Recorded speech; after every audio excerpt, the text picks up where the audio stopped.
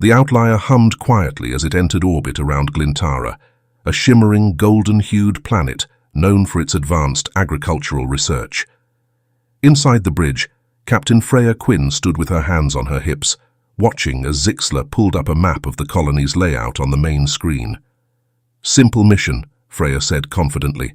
"We deliver the biological samples, shake hands, and head off before Dex finds a way to blow something up." "Hey!" Dex Anders protested from his corner. The ship's engineer leaned against a crate of supplies labeled in large, bold letters. "Caution. Biological materials." "I'm offended you think I'd do that." "You once set fire to an airless moon," Zixla pointed out, her crystalline form refracting the bridge's soft light. "That was one time," Dex muttered. "And it was an accident." Freya rolled her eyes. "Let's keep it that way. Glintarans are all about precision and efficiency. Let's not embarrass ourselves."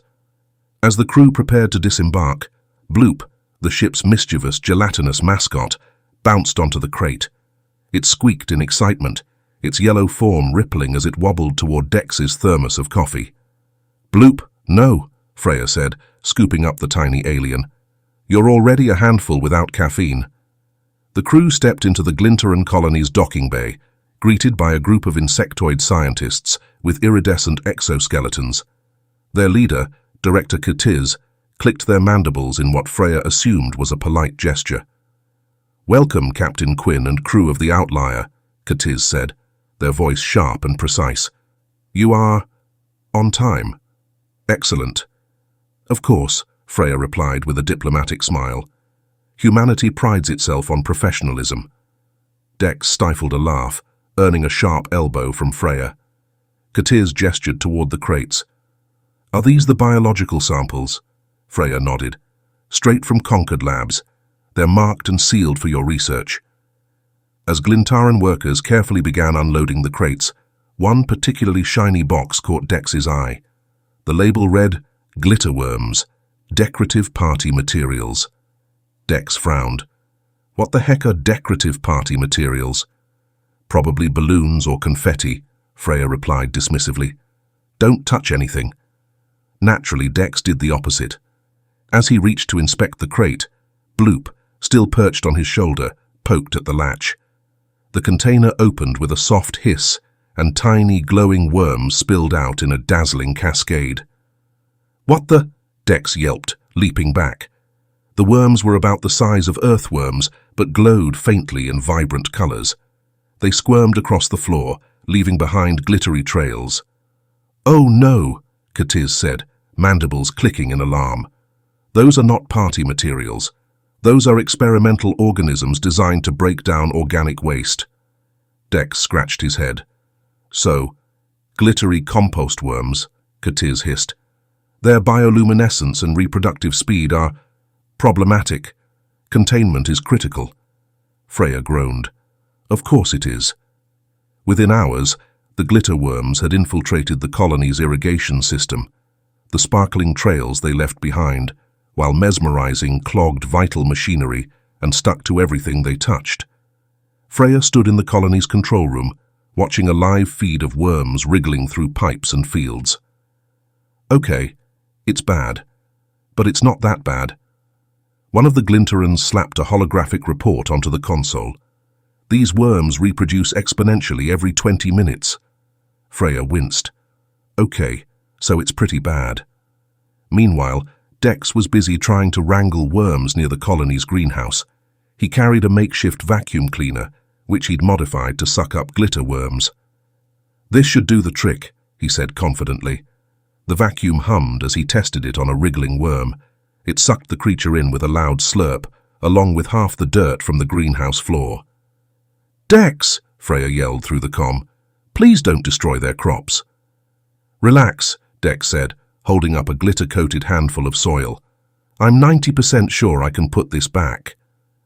Elsewhere, Zixla analyzed a sample of the glitter goo. "This substance is illogical," she muttered. "It adheres to all surfaces indiscriminately. Even my crystalline exterior is compromised." Bloop, now coated in glitter from head to pseudopod, chirped happily as it bounced around the lab, spreading more goo. Glormok floated into the room, his translucent body shimmering in the light. "Captain," he said gravely, "the worms have reached the main power station." Freya sighed. Of course they have. Back in the colony square, the crew attempted their first containment plan. Zixler created a chemical repellent that she assured the team was 99% effective. The worms immediately ignored it. "Okay," Zixler admitted, "perhaps 98% effective." Freya groaned. "We need to get these things out of the irrigation system before the colony floods with glitter goo." Dex unveiled his second invention, a high-powered glitter worm cannon. The idea was to suck the worms in and launch them into an abandoned field outside the colony. It worked well, until the cannon jammed and exploded, showering everyone in glitter. "This is fine," Freya muttered, covered in shimmering goo. "Everything's fine."